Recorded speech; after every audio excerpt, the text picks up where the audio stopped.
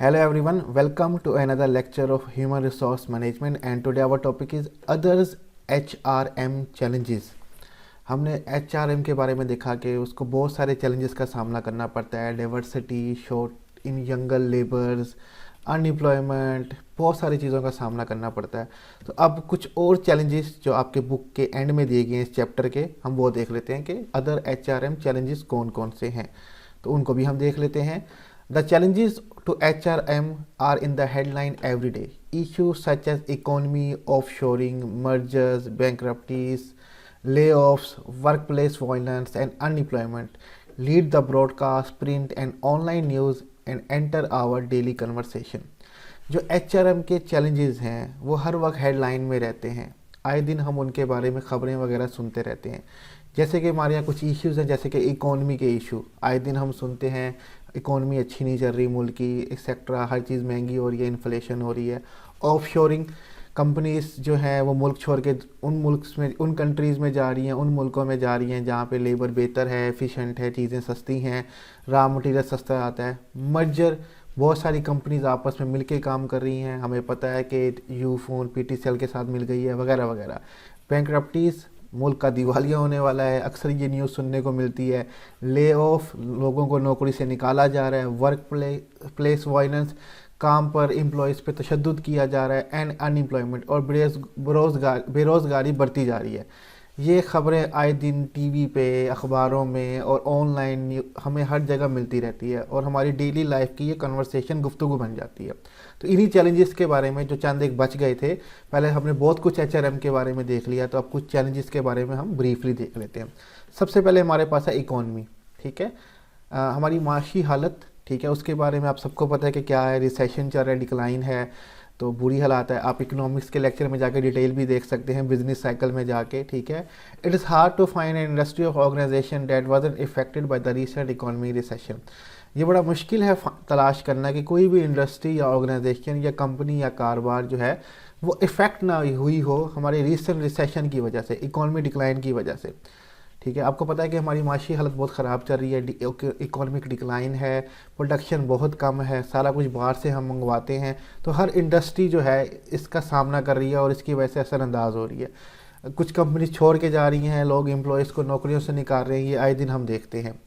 Managers and employees often find that as business picks up, employer are slow to replace laid off employees, requiring everyone to do more with fewer resources. Manager employees often find data business pickup, जब भी economy recession चलता है यानी कि economy decline चलता है तो हमारी बिज़नेस की हालतें ख़राब हो जाती हैं। लेकिन एक वक्त आता है जब बिज़नेस रिकवर करना शुरू करता है, कहीं से उधार लिया, पैसे लिए, बोरो किया, दोबारा बिज़नेस को ग्रो करना शुरू कर दिया। तो मैनेजर तो एम्प्लॉई जो हैं ये हमेशा ये फाइंड करते हैं जब भी हमारी कारोबार जो पिकअप्स करता है, रिकवरी की तरफ जाता है, बेहतरी की तरफ जाता है, तो जो मालिक होता है ना, एम्प्लॉयर, उसका दिल नहीं करता कि जिन एम्प्लॉयज़ को हमने लेड ऑफ किया है दोबारा उनको रख लिया जाए। उसकी कोशिश यही होती है कि everyone to do more with fewer resources. जो एम्प्लॉय बच गए हैं वहीं अब सारा का सारा काम करते रहें, जो कम वसाइल हैं उन्हीं के अंदर। अब उनकी कोशिश यही होती है कि यार हमने कॉस्ट तो कम कर दी बहुत सारे लेबर्स को निकाल के, अब बेहतरी हो रही है लेकिन अब हम इन्हीं लेबर से काम करवाएंगे, चाहे कम वसाइल हो हमारे पास, नए लेबर्स को उनको वापस भर्ती करने का दिल नहीं करता जिनको निकाला हुआ होता है। ये हर कंपनी सामना करती है, हर एम्प्लॉयज़ इसको सामना करते हैं। HR must do additional training how to retain and manage employee. HR को, ह्यूमन रिसोर्स को ये ट्रेनिंग करवानी पड़ेगी अपने एम्प्लॉयज़ को कि किस तरह अपने एम्प्लॉयज़ को रिटेन करना है। उनको निकालना नहीं है, उनको रिटेन करना है, अपने पास ही रखना है, और किस तरह एम्प्लॉयज़ को मैनेज करना है, उनका निज़ाम चलाना है, ठीक है। अब अक्सर क्या कर दिया जाता है कि जब कंपनी के हालात ख़राब चल रहे हैं एम्प्लॉयज़ को निकाल दिया जाता है, जबकि करना ये चाहिए कि उनकी थोड़ी सी सैलरी कट ऑफ कर दें टेम्परेरी तौर पे, ये नहीं हमेशा के लिए कि अभी कंडीशन ठीक नहीं है, जब रिकवरी की तरफ है सैलरी वापस कर दें।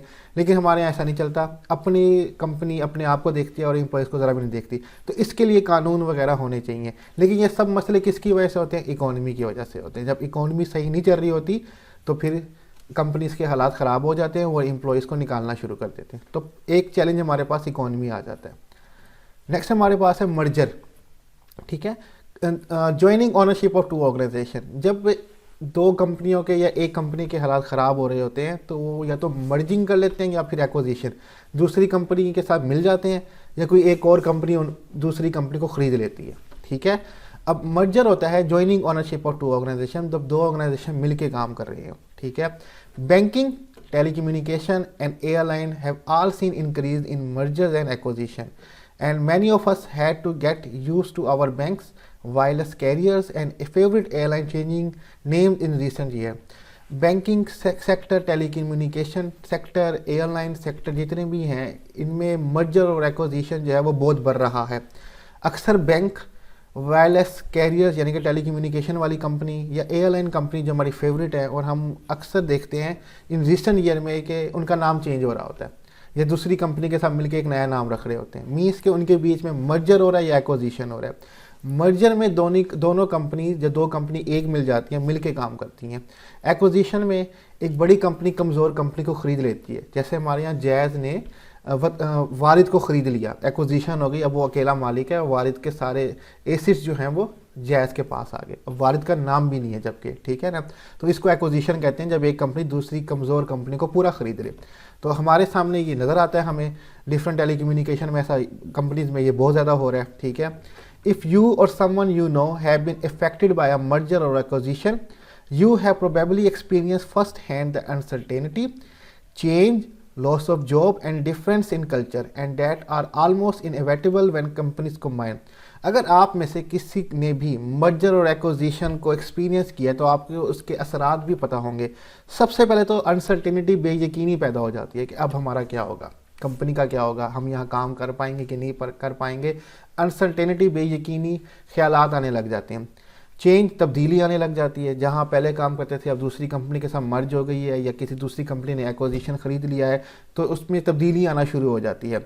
लॉस ऑफ जॉब्स, नौकरियाँ चली जाती हैं, ठीक है, लोगों को निकाल दिया जाता है। एंड डिफरेंस इन कल्चर, और हमारा जो काम करने का कल्चर होता है उसमें बड़ा फ़र्क आ जाता है। ये तमाम बातें जो हैं इनको हम रद्द नहीं कर सकते, ये होकर रहनी होती हैं जब कंपनी को कंबाइन होती हैं, चाहे मर्जर हो चाहे एक्विजिशन हो।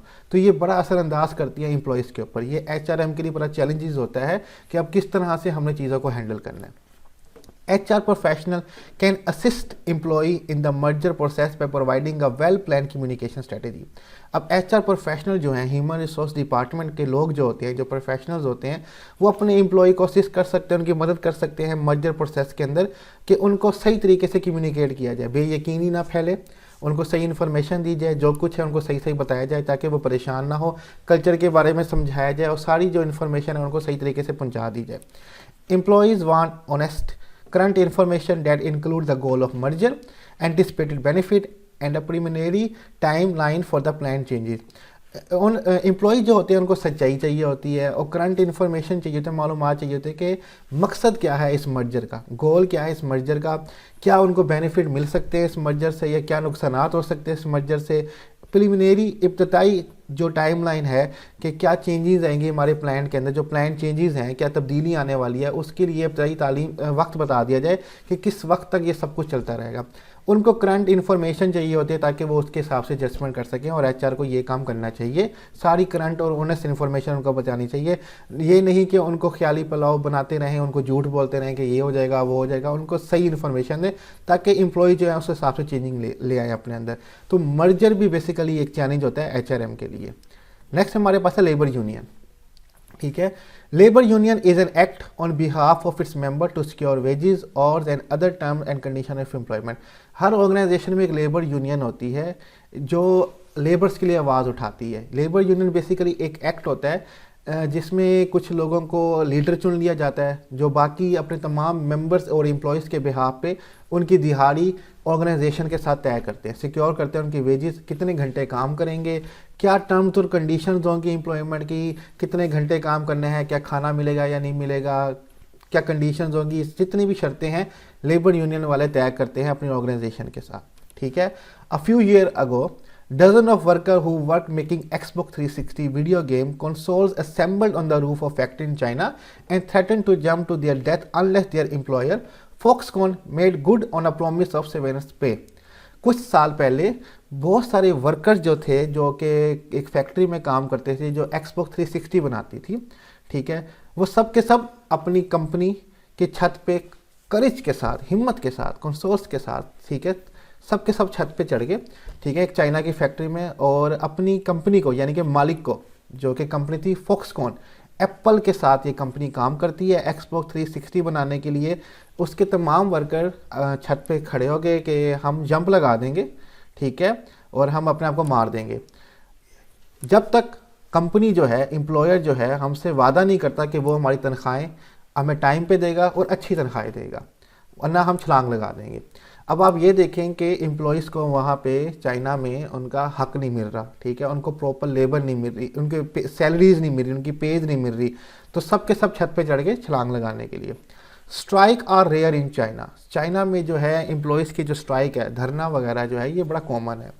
Union are ineffective and the workers felt they had no other way to force their employer to pay the money promised to employees who quit voluntarily rather than taking a transfer to another factory।